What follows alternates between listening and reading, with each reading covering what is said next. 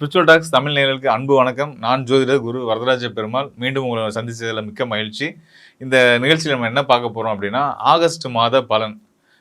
அதாவது இந்த ஆகஸ்ட் மாதம் வந்து நிறைய கிரக மாற்றங்கள் இருக்கக்கூடிய ஒரு காலமாக இருக்குது. இந்த மாத துவக்கத்திலே வந்து பார்த்திங்கன்னா, சுக்கிரன் வந்து கன்னி ராசிக்கு போகிறாரு. அது வந்து அவருடைய நீச வீடு, அவர் பலம் இழக்கக்கூடிய இடம்.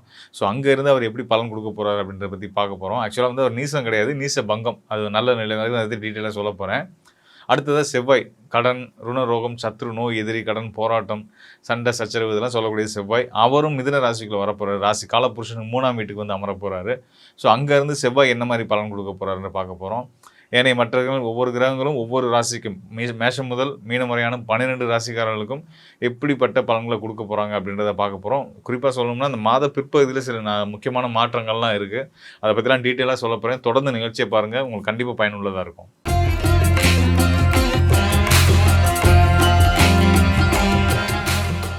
தலைமை பண்புக்கும் ஆளுமை திறனுக்கும் பெயர் போன, நேர்மைக்கும் பெயர் போன சிம்ம ராசிக்காரர்களுக்கு இந்த ஆகஸ்ட் மாதம் என்ன விதமான பலன்களை கொடுக்க போகுதுன்னு பார்க்க போகிறோம்.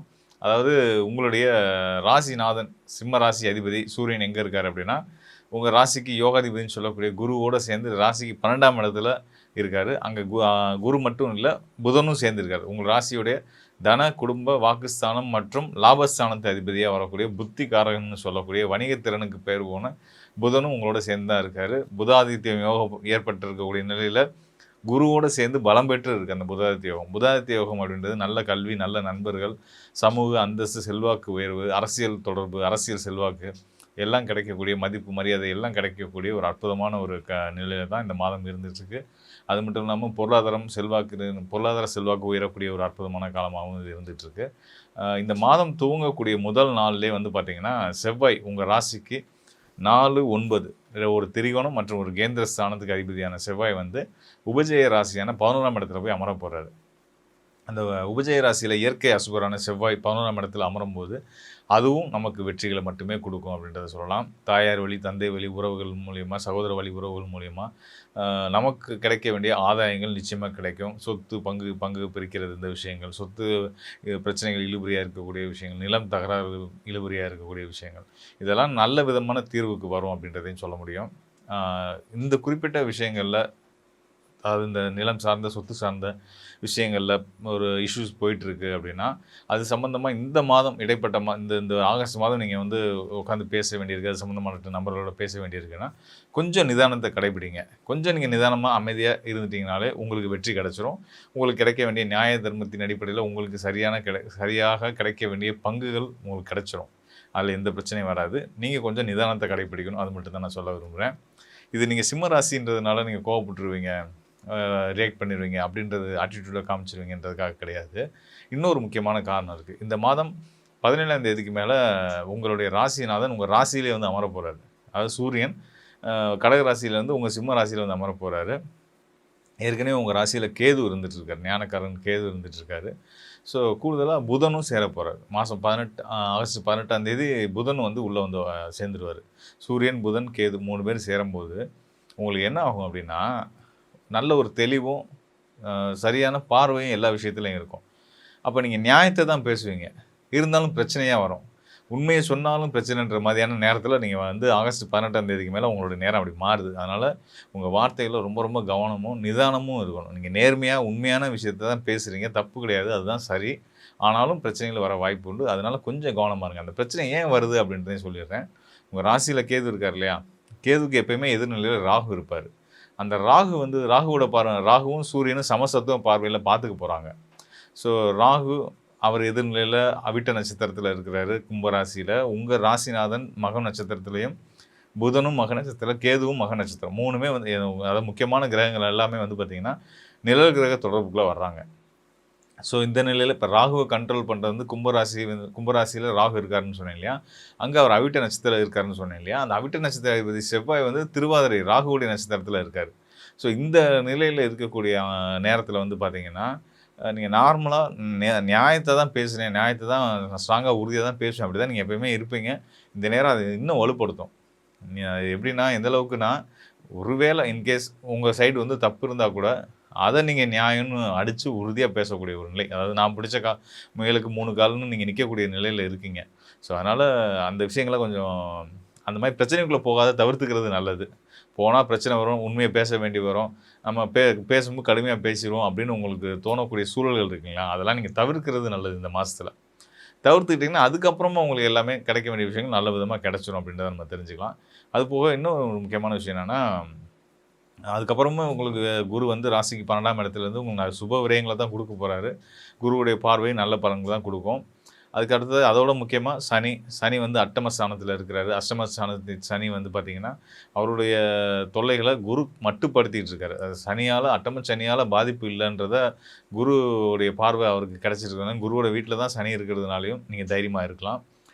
மேலும் வந்து பார்த்திங்கன்னா இன்னொரு குருவாக நம்ம சொல்லக்கூடிய சுக்கிரன் உங்களுக்கு முக்கியமான கிரகம். சிம்ம ராசிக்காரர்களுக்கு ஆசை, விருப்பம், தைரியம், வீரியம் ஸ்தானத்துக்கும் தொழில் ஸ்தானத்துக்கும் அதிபதியாக வரக்கூடிய சுக்கிரன் வந்து கன்னி ராசியில் நீசபங்க ராஜயோக நிலைக்கு வரப்போகிறார். ஸோ நீசம் தானே கன்னி ராசியில் வந்தால் எப்படி நீச பங்கம்னு நீங்கள் சொல்கிறீங்க அப்படின்னா, ஆகஸ்ட் 2ஆம் தேதியே வந்துடுறாரு. அந்த மாதம் துவங்கி 2வது நாள்லேயே வந்து அவர் வந்து கன்னி ராசிக்குள்ளே வந்துடுறாரு. கன்னி ராசிக்கு சுக்கிரன் வந்துட்டால் நீசம். ஆனால் ஏன் நான் நீச பங்கம்னு சொல்கிறேன்னு கேட்டிங்கன்னா, சுக்கிரன் நிற்கிறதுக்கு வீடு கொடுத்த புதன் வந்து உச்சம் பெற்ற குருவோடையும் உங்களுடைய ராசி சூரியனோடையும் சேர்ந்து இருக்கிறதுனாலையும் நீசபங்கம். 18ஆம் தேதிக்கு மேலே உச்சம் பெற்ற கிரகமான குருக்கிட்ட இருந்து விடுதலை பெற்று புதன் வந்து ஆட்சி பெற்ற சூரியன் உங்களுடைய ராசிநாதனோட சிம்ம ராசியில் அமர போகிறார். அப்போ சுக்கிரனுக்கு வீடு கொடுத்த புதன் பலமாகவே தொடர்றதுனால இந்த சுக்கிரனுக்கும் பலம் கிடச்சிக்கிட்டு இருக்குன்னு அர்த்தம்.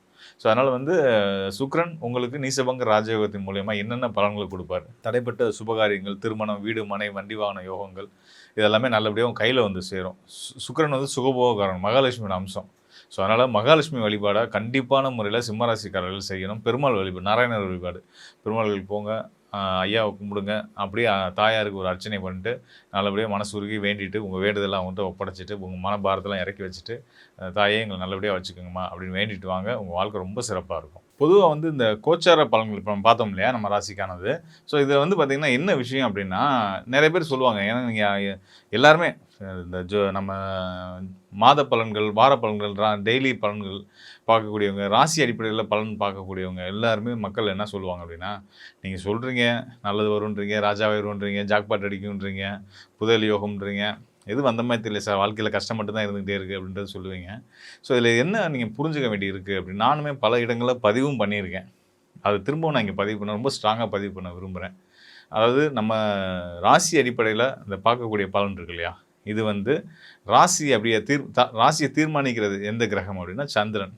சந்திரன் வந்து சந்திரனுக்கு என்ன ரோல் இந்த ஜோதிடத்தில் அப்படின்னா, மனோகாரகன், உடல்காரகன் மற்றும் தாய்க்காரகன் சந்திரன்.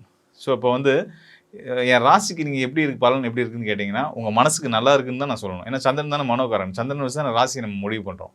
நம்ம பிறக்கிற அன்னைக்கு ராசி சந்திரன் வந்து எந்த ராசியில் இருக்கிறாரோ அங்கே என்ன நட்சத்திரத்தில் பயணிச்சிட்ருக்கிறாரோ அதுதான் நம்மளுடைய ராசி, நம்மளுடைய நட்சத்திரம். சந்திரன் நம்மளுடைய மனோகாரகன். ஸோ அந்த மனதின் அடிப்படையில் உங்களுக்கு கிரகங்கள் எப்படி வேலை செய்யும் அப்படின்றத சொல்லக்கூடியதான் இந்த கோச்சார பலன்கள். ஸோ மனசை நம்ம எப்படி வச்சுக்கிட்டால் இந்த பலன்கள் நாங்கள் கொடுக்கக்கூடிய பலன்களை உங்களால் முழுமையாக அடைய முடியும் அப்படின்றது தான் நான் இப்போ உங்களுக்கு சொல்லியிருக்கேன். நான் உங்களுக்கு நிறைய பேர் சொல்லியிருக்கேன் இல்லையா, இதை எதை ஃபாலோ பண்ணுங்கள், இதை செய்யுங்க, இந்த மாதிரியெல்லாம் நிலைகள் இருக்குது. ஸோ இதெல்லாம் ஃபாலோ பண்ணிங்கன்னா வாழ்க்கையில் சக்ஸஸ்ஃபுல்லாக ஹாப்பியாக இருக்கலாம்னு சொல்லியிருக்கேன் இல்லையா. ஸோ இதுதான் விஷயம். அதுதான் உங்கள் மனசை நீங்கள் வந்து நான் சொன்னதுக்கு ஏற்ப தயார்படுத்திக்கிட்டீங்க அப்படின்னா, நான் சொன்னதுக்கு ஏற்பன்றதை கூட விட்டுருங்க. உங்கள் மனசை பாசிட்டிவாக வச்சுக்கோங்க.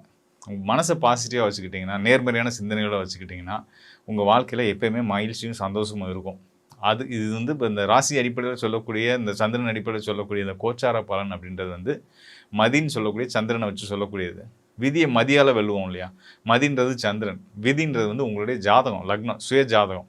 உங்கள் தனிப்பட்ட ஜாதகத்தில் ஒரு விஷயம் இல்லைன்னா கூட சந்திரனை வச்சு நம்ம ஆக வைக்க முடியும். சந்திரன்னா என்னது, மனசு.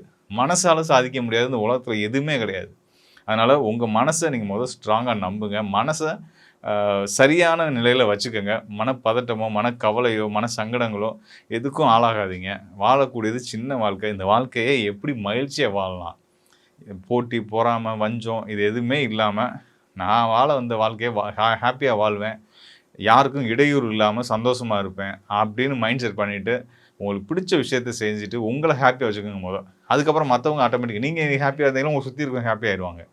ஸோ இதுதாங்க விஷயம். அதுதாங்க மனசை புரிஞ்சுக்கிட்டா, நம்ம புரிஞ்சுக்கிட்டோம்னாலே வாழ்க்கை சிறப்பாயிருன்றது தான் உண்மை. அதன் அடிப்படையில் தான் உங்களுக்கு இந்தந்த நேரத்தில் இப்போ உதாரணத்துக்கு இன்னும் தெளிவாக சொல்லணும் அப்படின்னா, ஒரு சைக்காலஜி இப்போ இன்றைக்கி சைக்காட்ரிஸ்ட் இருக்காங்க இல்லையா, அவங்க வந்து ஒருத்தரோட நடவடிக்கையை வச்சு அவருக்கு இந்த மாதிரி விஷயங்கள் வந்து நடந்துட்டு இருக்குன்னு சொல்லுவாங்க. ஒருத்தருக்கு இந்த மாதிரி நடவடிக்கைக்கு போவாங்க அப்படின்னு சொல்கிறது தான் ஜோதிடம். சைக்காலஜிக்கும் ஜோதிடத்துக்கும் பெரிய வித்தியாசம்லாம் கிடையாது. ஒருத்தவங்க நடந்துக்கிற முறையை வச்சு இப்படிலாம் பண்ணுறாரா, அப்போ அவருக்கு இந்த நோய் இருக்குது, இந்த மருந்து சாப்பிடுங்க, இதை செய்யுங்கன்னு சொல்லுவாங்க, இந்த ப்ராக்டிஸ் பண்ணுங்கன்னு சொல்லுவாங்க இல்லையா. ஒருத்தர் ஏன் அப்படிலாம் நடந்துக்கிறாருன்னு சொல்கிறது தான் ஜோதிடம். ஒரு ஒரு ஒரு எனக்கு வந்து யாரோ பேசுகிற மாதிரி காதில் கேட்குது, இல்லாத ஒரு விஷயத்த நடக்கிற மாதிரி அவங்க ஃபீல் பண்ணுறாங்க, இது அப்படின்னா அது வந்து அதுக்கு ஒரு பேர் வந்து சைக்காலஜியில் சொல்லுவாங்க இல்லையா. ஸோ அது மாதிரி ஜோதிடத்தில் அதுக்கான காரணத்தை நம்ம சொல்லுவோம். சனி சந்திரன், கர்மகாரகன் சனி, மனோகாரகன் சந்திரன், இவங்களாம் கனெக்ட் ஆகும்போது அந்த ஜாதகருக்கு வந்து இந்த மாதிரியான விஷயங்கள்லாம் ஏற்படும். அது இன்னும் நிலைகள் அது இதுன்னு நிறைய விஷயங்கள் இருக்குது. அதெல்லாம் வச்சு இன்னும் இன்டெப்த்தாக நம்ம வந்து எடுத்து பலன் சொல்ல முடியும். ஸோ அப்படி தான் சொல்லிகிட்டு இருக்கோம். ஸோ அதெல்லாம் இதுதான் விஷயம் அதுதான். ஸோ அதனால் வந்து மனசை சரியாக வச்சுக்கிட்டா வாழ்க்கையில் எந்த சூழலையும் வெற்றி அடையலான்றதை மட்டும் ஆழமாக பதிய வச்சுக்கோங்க. அந்த அடிப்படையில் நான் உங்களுக்கு கொடுத்துருக்கக்கூடிய பலன்கள் உங்களுடைய ராசிக்கு தனிப்பட்ட முறையில் சொல்லக்கூடியது.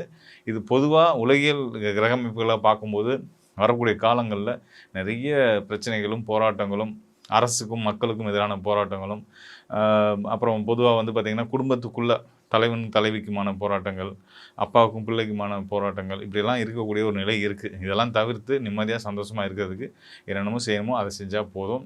அதுக்கு உங்களுக்கு இன்னும் மேலும் கூடுதலான உங்களை பற்றி தெளிவாக தெரிஞ்சுக்கணும்னு விரும்புகிறீங்க, உங்களை பற்றி அப்படின்னா உங்களுடைய சுய ஜாதகம் பற்றி, உங்களோட ராசி அடிப்படையில் உங்களுக்கான இந்த ஆகஸ்ட் மாதத்துக்கான பலனை கொடுத்தாச்சு.